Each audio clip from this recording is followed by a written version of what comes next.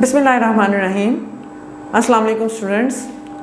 आज का जो हमारा लेक्चर है वो आपके लिए बहुत इम्पॉर्टेंट है, क्योंकि जैसे ही स्टूडेंट्स जो हैं वो फर्स्ट ईयर से सेकेंड ईयर में मूव करते हैं तो हर सब्जेक्ट को लेकर उनके दिल में एक कन्फ्यूजन होती है कि पहले साल में हमने कैसे सब्जेक्ट को डील किया और अगले साल में हमने कैसे इसको डील करना है। तो इंग्लिश के पैटर्न से रिलेटेड आपका ये जो है लेक्चर ये आपके लिए बहुत इन्फॉर्मेटिव होगा और सारा साल आप इसको जो है वो जहाँ पे भी आपको थोड़ी सी कन्फ्यूजन आती है पेपर पैटर्न से रिलेटेड कि इस पोर्शन में से कितना आना है, इस पोर्शन में से कितना आना है, आप कभी भी इस वीडियो को जब भी आप देखेंगे तो आपकी वो कन्फ्यूजन इंशाल्लाह क्लियर होगी कि पेपर पैटर्न एक ऐसी चीज़ है जिसके मुताबिक आपने अपना माइंड सेट करना होता है कि मैंने फ़लाँ पोर्शन में से फ़लाँ बुक में से मैंने क्या क्या प्रिपेयर करना है।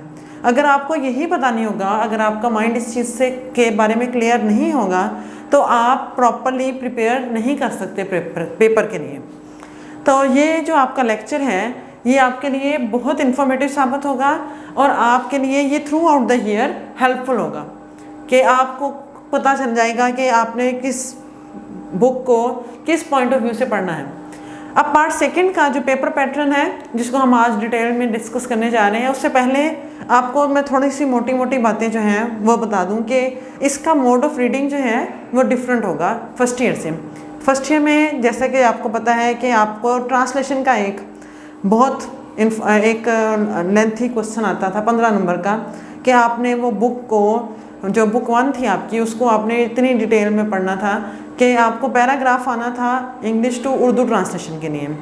लेकिन सेकेंड ईयर में ऐसा सीन नहीं है। सेकेंड ईयर में इंग्लिश टू उर्दू ट्रांसलेशन का क्वेश्चन नहीं आएगा, लेकिन इसके ऑपोजिट आपको क्वेश्चन आएगा उर्दू टू इंग्लिश टू, मतलब उर्दू का एक पैसेज होगा जिसको आपने इंग्लिश में ट्रांसलेट करना है।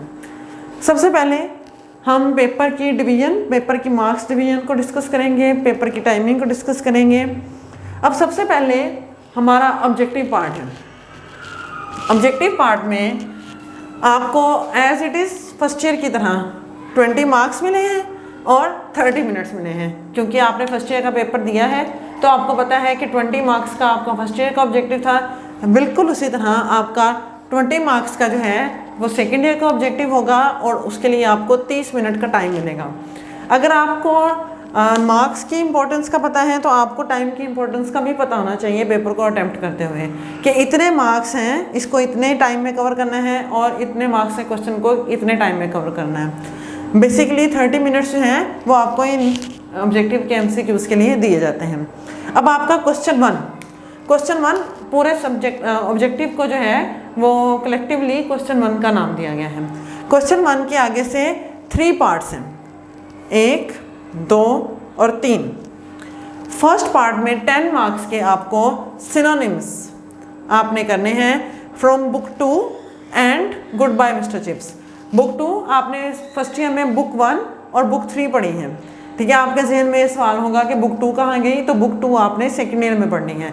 बुक 2 और गुड बाय मिस्टर चिप्स जो नावल है, जो द फेमस नावल जिसके बारे में आप जब से आप 6ठी 7वीं में हुए हैं आपने अपने बहन भाइयों को, कज़नों को इस नावल के बारे में जो है वो बात करते हुए सुना होगा। तो ये वो नावल है जिसमें से कलेक्टिवली इन दोनों बुक्स में से बुक 2 में से आप जब बुक 2 को खोलेंगे तो आप देखेंगे बुक 2 के भी 2 पोर्शंस हैं। जैसे आपकी बुक 3 के 2 पोर्शंस थे फर्स्ट ईयर की, जिसमें एक हिस्सा जो है वन एक्ट प्लेस का था और एक हिस्सा पोइम्स का। बिल्कुल उसी तरह जो आपकी बुक 2 है उसके भी 2 पार्ट्स हैं। फर्स्ट पार्ट में जो है वो एसेज हैं और सेकेंड पार्ट जो है उसको हीरोज़ कहा जाता है, ठीक है। वो हम जब बुक वाला पोर्शन पढ़ेंगे तो हम उसमें डिस्कस करेंगे। अभी आपके लिए जो है ये जानना ज़रूरी है कि आपको 10 मार्क्स के सिनोनिम्स आने हैं फ्रॉम बुक 2 जिसके दोनों पार्ट्स में से आएंगे और गुड बाय मिस्टर चिप्स। अब ये डिवीजन जो है ये एग्जामिनर ने अपने माइंड में खुद ही रखनी है कि कितने मार्क्स के जो हैं उसने बुक 2 के कौन कौन से पोर्शन में से सिनोनिम्स देने हैं, ठीक है। बेसिकली बुक 2 में से 6 सिनोनिम आते हैं, 5 से 6, जिसमें से 3 एग्जामिनर चाहे तो 3 फर्स्ट पार्ट में से दे देता है, 3 थर्ड पार्ट में से, सेकंड पार्ट में से सॉरी, और गुड बाय मिस्टर चिप्स में से 5 या 4 सिनोनिम्स आते हैं। ये डिवीजन रेशो होती है जो बताई नहीं हुई, डिफाइंड नहीं है, लेकिन एक पेपर सेटर के दिमाग में ये डिवीजन होती है 10 मार्क्स की। जो नेक्स्ट 5 मार्क्स हैं आपके ऑब्जेक्टिव में वो हैं प्रेपोजिशन के।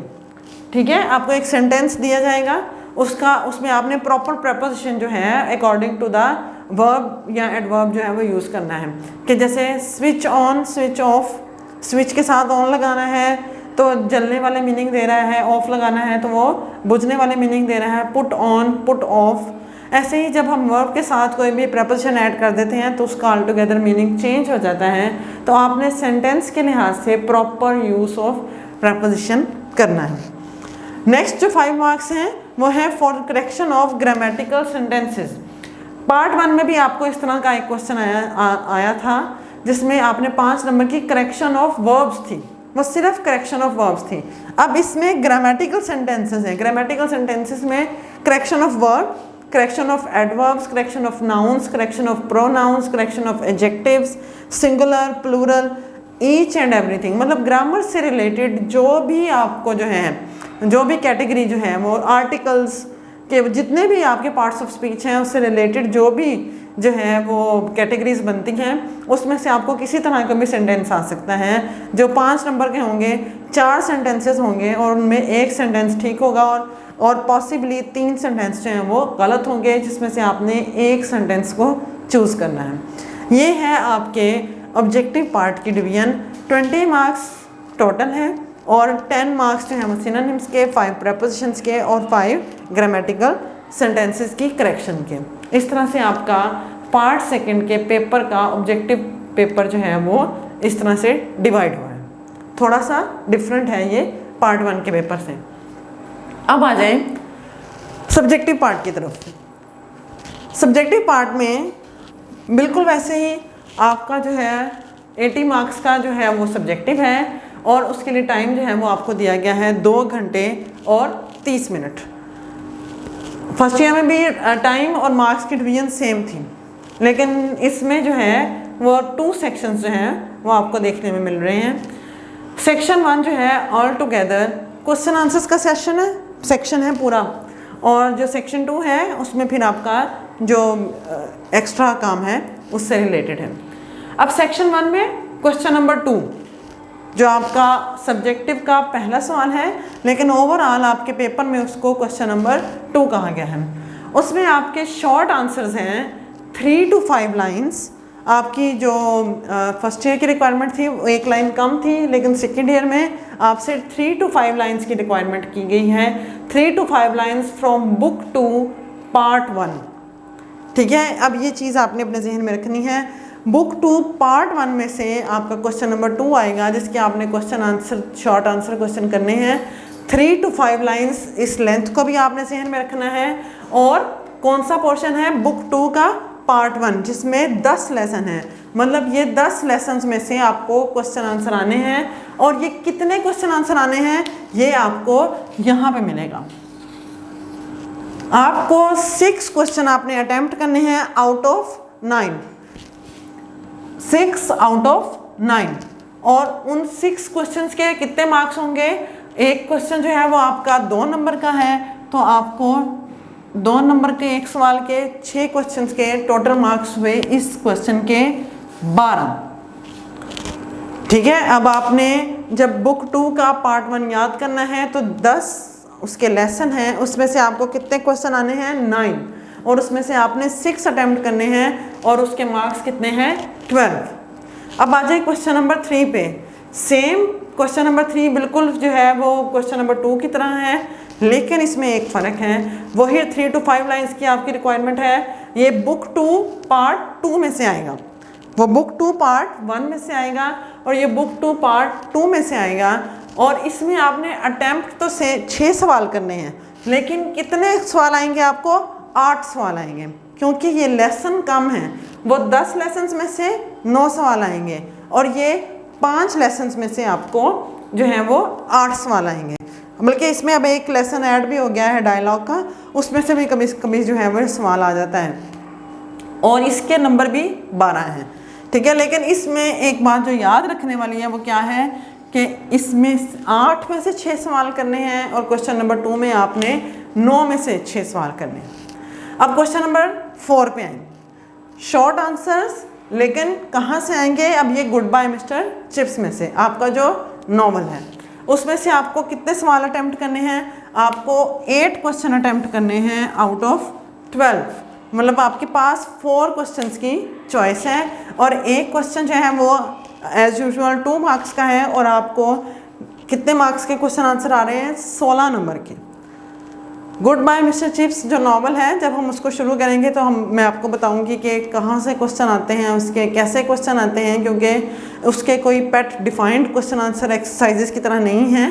तो उसमें से आपको 16 चैप्टर हैं उसके, 18 चैप्टर हैं उसके कंप्लीट, और उन 18 चैप्टर्स में से 12 सवाल आएंगे, 8 आपने अटैम्प्ट करने हैं, मतलब 4 आपके पास क्वेश्चन आंसर्स की चॉइस है और उसके नंबर हैं 16। इस तरह आपके सेक्शन 1 के कितने नंबर हैं? 12 और 16 टोटल 40।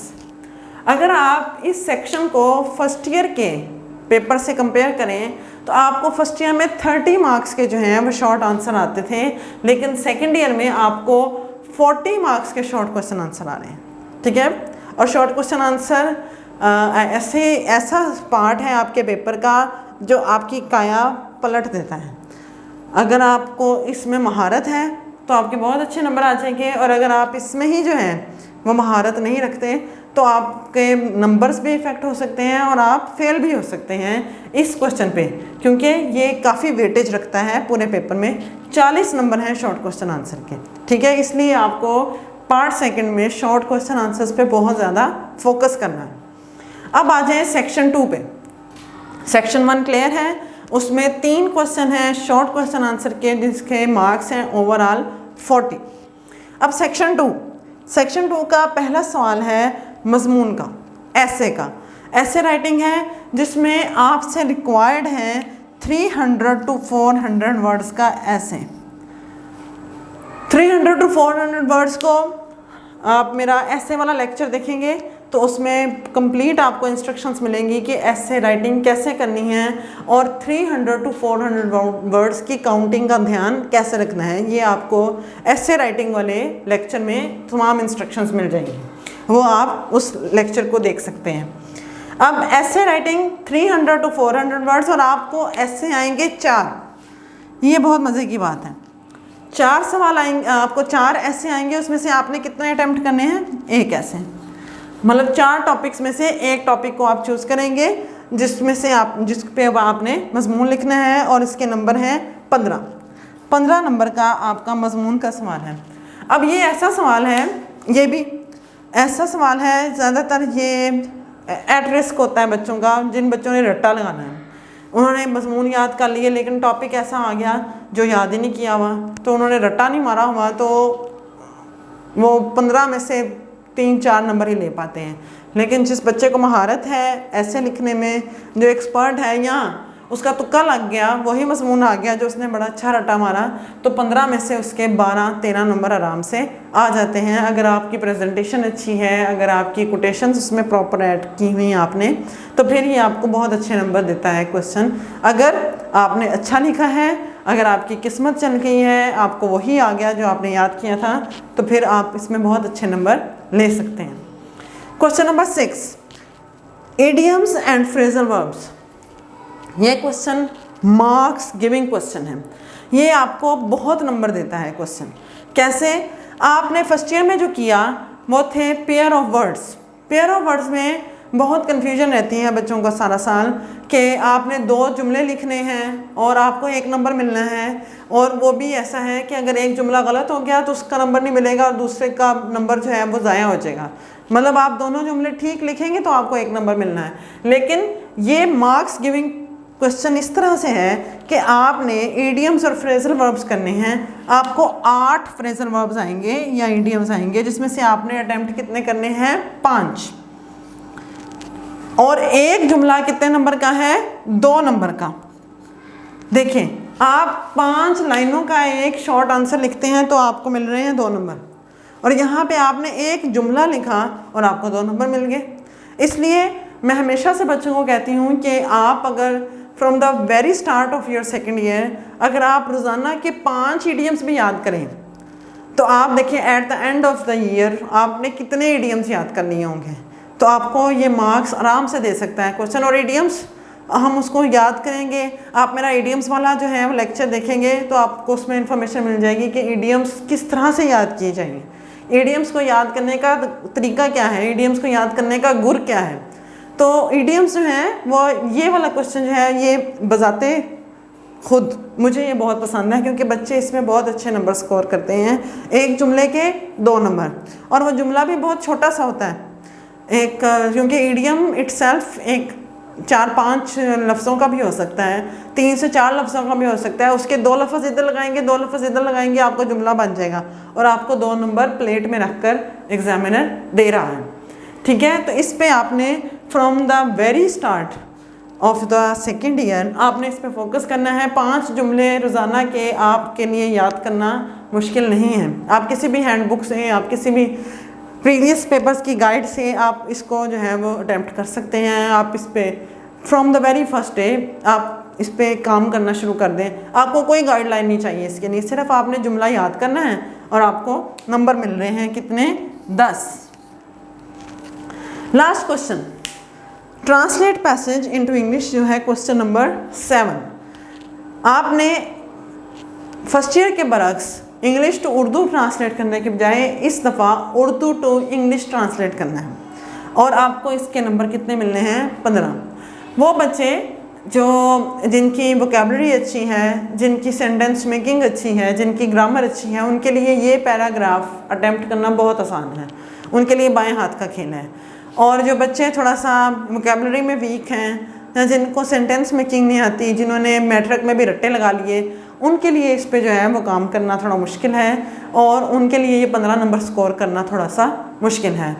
अब ये अनसीन, मैं बच्चों को हमेशा कहती हूँ कि आप पहले से ही तैयार रखें अपने आप को इस क्वेश्चन के लिए, अनसीन पैराग्राफ के लिए। बेशक आपकी किताबों में 200-250 पैराग्राफ्स आपकी हैंड बुक्स में दिए हुए हैं, आपकी की बुक्स में दिए हुए हैं, लेकिन ये किसी चीज़ की गारंटी नहीं है कि उन 250 पैराग्राफ्स को पढ़कर आप ये कह सकें कि इसमें से कोई एक पैराग्राफ आ जाएगा। बिल्कुल नहीं, क्योंकि पैराग्राफ आपको सेकेंड ईयर में ये देने का मकसद क्या है कि आपसे ये एक्सपेक्ट किया जा रहा है कि अब आप इंटर लेवल को क्रॉस कर रहे हैं तो आप इस काबिल हो चुके हैं कि आप किसी भी उर्दू की इबारत को इंग्लिश में ट्रांसलेट कर सकें। तो इसलिए रट्टे लगाना और उन पैराग्राफ्स को मजमून की तरह या कहानी की तरह याद करना, ये बच्चों के लिए बिल्कुल भी जो है वो प्रॉपर वे नहीं है इस क्वेश्चन को अटैम्प्ट करने का। कि टीचर्स जो हैं वो बच्चों को कहते हैं पहला पैराग्राफ याद कर रहे हैं, आज की बुक का दूसरा पैराग्राफ याद कर रहे हैं, तो ये बिल्कुल गलत तरीका है। मैं बच्चों को, आप मेरा इससे रिलेटेड मेरा लेक्चर खोल के देखें तो आपको इसके मतलब बहुत जो है वो अच्छे अच्छे टिप्स मिलेंगे, आपको अच्छी गाइडलाइन मिलेगी इस क्वेश्चन को अटैम्प्ट करने से रिलेटेड कि आपने इंग्लिश कैसे सीखनी है ट्रांसलेशन करने के लिए, उर्दू टू इंग्लिश पैराग्राफ को आपने कैसे अटैम्प्ट करना है, कि कैसे आप 15 नंबर ले सकते हैं। इसमें भी 15 नंबर बच्चे पूरे स्कोर कर सकते हैं अगर आपकी वोकेबलरी अच्छी है और आपकी सेंटेंस मेकिंग अच्छी है। और रट्टे मारना बिल्कुल गलत तरीका है, रट्टे बिल्कुल नहीं मारने। आपने पैराग्राफ को मजमून की तरह याद नहीं करना, बल्कि इंग्लिश बनानी सीखनी है इंशाल्लाह। इस तरह से आपका सेक्शन 2 जो है वो भी ख़त्म होता है, और सेक्शन 2 के हमारे पास मार्क्स हैं 15 + 10 + 15 40 मार्क्स। जैसे आपका सेक्शन 1 का 40 नंबर का जो है वो पार्ट है, उसी तरह बिल्कुल सेक्शन 2 भी 40 मार्क्स का है। तो 40 और 40 80 मार्क्स के जो हैं वो आपका ये सब्जेक्टिव पार्ट का पेपर है। अगर आपको इससे रिलेटेड कोई और कन्फ्यूजन है तो आप इस वीडियो के कमेंट में जो है वो मुझसे पूछ सकते हैं। अपनी कोई भी कन्फ्यूजन आपने क्लियर करनी है तो आप मेरे कमेंट सेक्शन में जाकर मेरे चैनल पे आप इस वीडियो के नीचे कमेंट करके मुझे पूछ सकते हैं। जो आज का सबसे ज़रूरी काम है, क्या आपने आज दुरूद पाक पढ़ लिया? अगर नहीं पढ़ा तो अभी पढ़ लें, और मेरे चैनल को देखते रहें, सब्सक्राइब करें, लाइक करें, अपने फ्रेंड्स के साथ शेयर करें, क्योंकि आपकी जो फ्रेंड्स हैं शायद उनके पास उस तरह की एक्सेसिबिलिटी नहीं है इन तमाम चीज़ों के लिए जिस तरह से आपको इस चैनल पे मिल रही है। तो अपने फ्रेंड्स को भी मज़ीद इस चैनल के बारे में बताएं और मेरे चैनल को सब्सक्राइब करें, लाइक करें और शेयर करें। अल्लाह हाफ़िज़।